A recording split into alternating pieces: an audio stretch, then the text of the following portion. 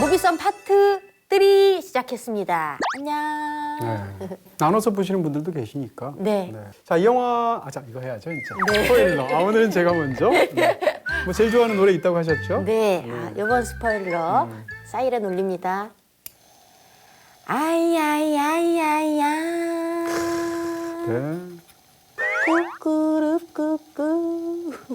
이게 뭔가 하실 텐데 사실 지금 기가 막힌 걸 해주신 거예요. 네. 카에타노 벨로주의 코쿠루코쿠 팔로마인데 이게 그녀에게 그 영화를 보시면 잊을 수가 없습니다. 네.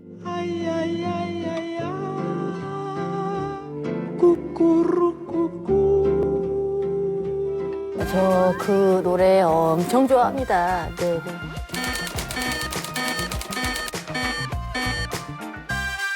자, 이제 그럼 본격적으로 이제 이 영화의 스포일러를 포함해서 이야기들 다 해보도록 하겠습니다. 중간에 중요한 인물이 죽잖아요. 죽어요. 누구죠?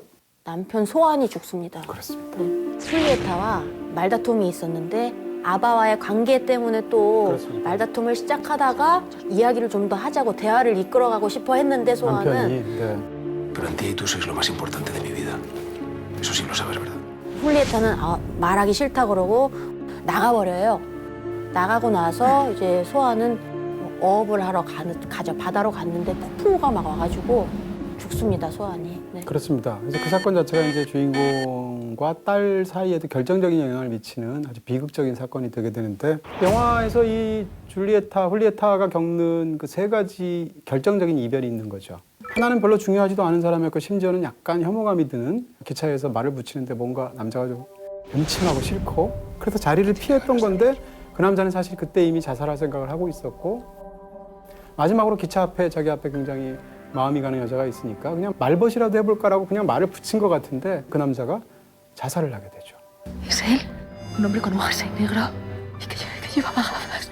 그리고 나서 두 번째 이별은 자기 남편에게 그렇게까지 타격을 줄 생각은 없었는데 어쨌건 배신감을 토로했는데 자기가 집을 잠깐 떠난 사이에 남편이 풍랑 속에서 죽게 되니까 또 역시 큰 타격을 입고 마지막 세 번째는 이제 자기 딸인 거죠. 그 세 가지 사건. 항상 훌리에타는 그 세 가지 죽음, 이별에 대해서 되게 죄책감을 많이 갖고 있는 것 같아요. 그렇습니다. 엄청나게. 그렇게 막 크게 죄책감을 가질 필요가 있을까라는 생각도 들었는데 하여튼 그거를 막 잊지 못하고 평생 그거를 안고 사는 사람 같아요, 훌리에타는. 네. 그렇습니다. 죄책감이라는 테마가 영화에서 굉장히 중요한 테마, 핵심 테마 중에 하나라고 말할 수 있을 것 같고요. 일단 이렇게 생각할 수 있어요. 이 세 번의 그 자기를 떠난 세 사람, 과연 그녀가 잘못한 것인가? 그쵸. 잘못이 아닌데. 그쵸? 네. 깨름칙하거나 미안하거나 이럴 수 있지만 그게 평생 이렇게 머리를 사로잡는 죄책감은 아닐 수도 있잖아요. 근데 그녀는 그런 사람인 거예요. 네. 두 번째로 남편이 죽었을 때 마찬가지입니다. 남편 죽을 때 생각해보면 명백한 귀책 사유는 남편한테 있어요. 자기가 같이 살고 있는 남편과의 집을 떠나서 친정에 잠깐 갔다 올 때마다 남편은 그때까지 오랜 세월 관계를 갖던 여자랑 계속 관계를 갖고 있죠. 그런 얘기를 부인이 뒤늦게 한 상황에서 배신감을 느끼는 건 당연한 거고 그 상황에서 집을 떠났는데 그렇다고 해서 폭풍을 일으킨 것도 아니고 그쵸. 무슨, 훌리에타가 뭐. 사고로 죽은 거죠. 네. 그렇지만 부인 입장에서는 그때 내가 아무리 화가 났어도 그 안에서 해결을 보고 어쨌건 남자가 더 말하자고 했을 때 아무리 화를 냈어라도 그 집안에 있었더라면 이런 마음이 들기는 하겠죠. 그런 면에서 또 죄책감을 느끼는데 이것도 사실은 그녀가 잘못한 게 아니죠. 세 번째도 그래요. 딸 관계에서도 남편을 잃은 슬픔이 너무 크기 때문에 일단 앞에서도 자기 몸을 제대로 못 추스르고 우울증까지 오니까 그 상황에서 널브러져 있었던 거잖아요. 그럼에도 불구하고 딸은 바로 아버지가 죽었을 때 그날 엄마가 어떤 행동을 했는지 집 떠난 게 전부지 사실은요. 그렇지만 엄마의 그 말 때문에 아빠가 죽었다라고 딸은 엄마에 대해서 굉장히 뒤틀려서 왜곡을 해서 엄마를 굉장히 싫어하게 된 결정적인 계기가 된 것처럼 잘 설명이 안 되죠. 나오는데 네, 그렇게 해서 결국은 세 가지 다 어떻게 보면 그녀의 행동이 그 죽음과 아예 무관하다라고 말할 수는 없지만 그렇다고 그녀가 죄책감을 느껴야 되느냐? 그렇지 않을 수도 있다라는 건데 그녀는 이 세 가지 일에서 굉장히 큰 죄책감을 느끼죠. 그런 사람인 거예요. 근데 죄책감이라는 건 저는 굉장히 중요하다고 생각하는데 저는 삶에서 죄책감을 느끼는 사람이 숭고한 사람 같아요. 이렇게 얘기할 수 있습니다. 죄책감이라는 건 세상과 내가 관계가 없지 않다라고 인정하는 감각이에요. 어떻게 보면 결정적으로 그것이 나 때문에 일어난 비극이 아니라 할지라도 나의 관련 없음을 뻔뻔하게 주장하지 않는 것. 그게 죄책감이거든요. 그런 면에서 본다면 이 영화 속에서의 죄책감은 삶에서 굉장히 안 좋은 일이 많잖아요, 훌리에타한테. 그럼에도 불구하고 그것을 어찌됐건 죽이 되든 밥이 되든 짊어지고 가겠다. 이런 것에 대한 어떤 의지 같은 거란 말이죠. 그런 면에서 이 영화에서 사실은 다루고 있는 죄책감이라는 테마는 굉장히 중요하다.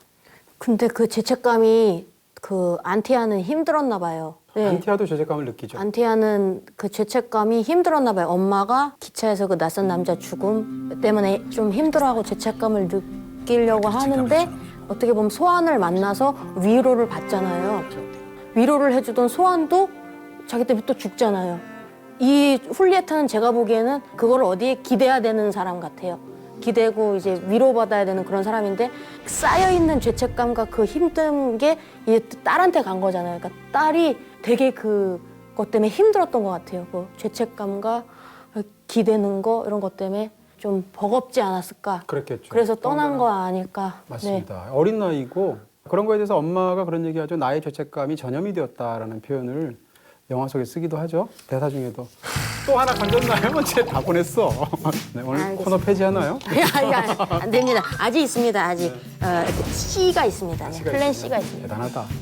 그리고 이 이야기가 굉장히 재밌는 건 저는 이 이야기 굉장히 비극적이고 슬프다고 생각하는데 이야기의 구조를 생각하시면 초반에 딸의 옛 친구를 만나서 갑자기 잊고 지냈다. 이젠 포기할 거야 라고 생각했던 딸을 삽시간에 자기 정신 속에서 어찌할 수 없게 소환이 되죠. 그래서 딸을 막 생각하면서 길고 긴 장문의 편지를 쓰는데 이 편지 내용이 계속 영화 속에서 이제 내레이션으로 영화를 지탱하게 되는데 영화의 편지가 4번 나와요. 그 중에 보낼 수 없고 당도할 수 없는 유일한 편지가 바로 그 편지입니다. 나머지 3번의 편지는 다 도착해요. 근데 이 편지는 보낼 수가 없어요. 왜냐하면 주소를 모르니까. 마지막 순간에야 딸이 보내는 편지를 보고 주소를 알고 찾아가는 게 영화의 결말인데 다시 말해서 영화에서 제일 중요한 그녀의 모든 비밀을 다 엄마 입장에서 털어놓으려고 하는 그 편지는 도착하지 않는다. 보낼 수가 없다라는 측면에서 영화의 굉장히 비극적인 측면이 있고 또 하나 흥미로운 건 그 편지를 통해서 딸, 너는 이걸 모르고 있었지? 해서 딸이 모르고 있는 거를 알려주려는 이념으로 쫙 쓰는 편지가 굉장히 중요한 이야기처럼 보이죠. 근데 영화의 끝에 가면 정반대죠. 사실은 엄마가 몰랐던 거를 자기가 깨닫는 거죠. 모성이 스스로 실패했다는 것을 자인하는 것으로서 영화가 끝나고 있다는 거죠. 그런 면에서도 이 영화는 사실은 시작과 끝이 굉장히 다른 그러면서도 그 실패한 모성에서 엄마는 어쨌건 뭔가를 해내려고 하는 것이 영화의 엔딩이죠. 그래서 한편으로는 약간 그나마 희망이 있기도 하고 한편으로는 굉장히 슬프게도 느껴지는 그런 영화다. 뭐 이렇게 정리할 수 있을 것 같고요. 네.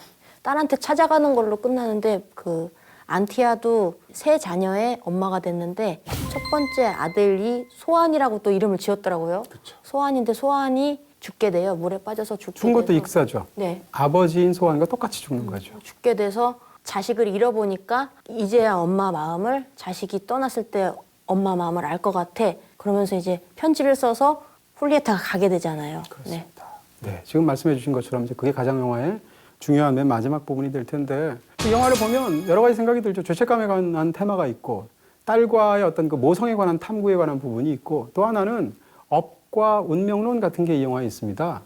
사실은 이게 좀 약간 이 알모도바르 영화들을 오래 좋아하는 사람, 저 같은 사람 입장에서는 약간 놀랍기도 하고 신선하기도 하고 의외이기도 한 거예요. 그 이전까지는 운명 앞에서 아무리 나쁜 일이 있어도 그것을 어떤 대자연처럼 품는 그런 존재로서 여성 캐릭터들을 그려온 경우가 많았는데 이 영화에서는 그 앞에서 본인조차도 심지어는 가장 잘 안다고 생각하는 딸의 마음조차도 몰라서 붕괴어가는 어떤 그런 모성에 관한 이야기처럼 보이잖아요. 그런 면에서 이제 굉장히 영화가 비극적이다.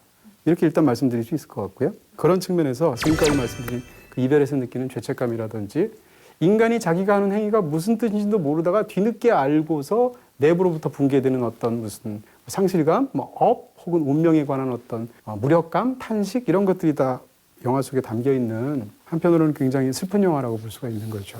근데 이 모든 걸 담으면서 그러면 이런 속에서 결국은 한탄만 하면서 무력감 속에서 자책만 하면서 끝나는 굉장히 비극적인 얘기냐? 그건 아닌 것 같아요. 영화에는 뒷부분에 어찌됐건 이런 비극적인 그 삶의 조건 속에서도 영화가 보여주는 어떤 의지나 희망 같은 게 있어서 정반대편에서 굉장히 감동적인 영화이기도 합니다. 만나러 가잖아요. 어쨌든. 그렇죠. 네. 만나러 가고 결국 삶이라는 것이 알 수도 없고 삶이 마치 막 요동쳐서 내가 거기서 해결해낼 수 있는 일이 특별하게 있지도 않고 그 속에서 내가 느끼는 건 죄책감이고 그럼에도 불구하고 삶이라는 것은 이해의 대상이 아니라 살아나가야 하는 그거 자체다. 인간은 계속 살아나가야 하고 그것만이 유일하게 희망이 될 수 있다. 라는 이야기를 하고 있는 영화다. 이런 얘기죠. 근데 진짜 영화를 재밌게 보셨나 봐요. 좀 좋아합니다. 아쉬운 점은 없으셨어요? 너무 엄청난 칭찬만 막 많이 해주신 것 같아서. 없습니다. 이따 별 보시면 네. 오. 뭐 이쯤 되면 굳이 아쉬움을 말할 필요가 없는 것 같아요. 와. 자, 오늘의 이제 명대사 할 시간입니다. 네, 굉장히 많이 메모해 오셨던데. 제가 게스트가 두 분인데 한 분은 저거 절대 안 보여주면서 쓰고 한 분은 저거 막 보여주면서 쓰고 두 분 차이가. 송우지 씨는 막 보여주면서. 네. 그 오빠는 욕만 쓰던데? 여기도 이제 옥이 들어가 있어서 아니 우리 검사님은 어떤 개새끼려나 아, 맞아요. 하고 싶은데 못하니까 이걸 보여주면서 하나 보다. 이거. 이분이 무슨 말을 지금 이간질을. 잘 썼습니다. 제가 뽑은 훌리에타의 명대사는요. 짜잔. 그때 난 녹초가 되어 있었지만 넌 황소처럼 강했어. 훌리에타가 딸한테 그 고백하는 것처럼 편지 쓰면서 했던 얘기예요. Para entonces yo no podía con mi alma. Pero tú estabas fuerte como un roble. Habías madurado de golpe.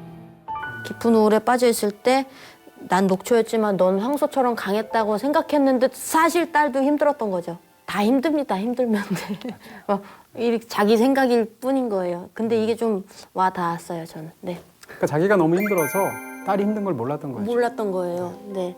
뭔가 가정돼야 될 것 같아. 엄살 부리지 말아야지 이런 생각을 하면서. 네네네. 이거로 뽑았습니다.